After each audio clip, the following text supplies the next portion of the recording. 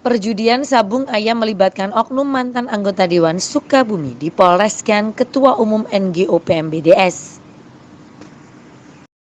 Kalangan perjudian sabung ayam yang diduga melibatkan oknum mantan anggota Dewan di Sukabumi, Jawa Barat, dilaporkan Ketua Umum NGO PMBDS ke Kapolres Sukabumi Minggu 25 Agustus 2019.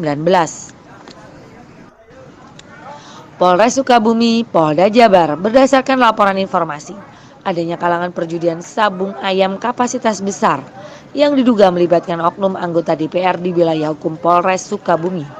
Tim NGO PMBDS dan jejak kasus TV.com Jawa Barat turun lapangan sekaligus mencari keabsahannya.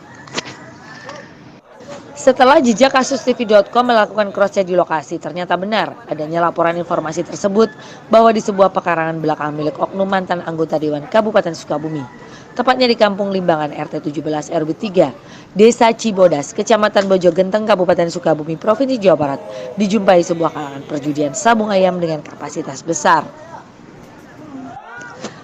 Nampak dalam video jejak kasus TV.com, puluhan orang sedang bermain judi adu ayam dalam kalangan yang dilapisi tenda berwarna biru pada Sabtu 24 Agustus 2019 pukul 14.00 waktu Indonesia Barat.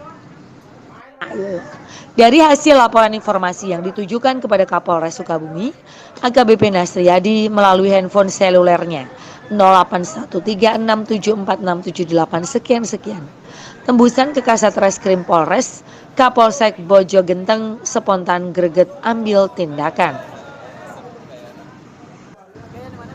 Masih kata warga, kalangan perjudian ini sudah berjalan cukup lama tutupnya.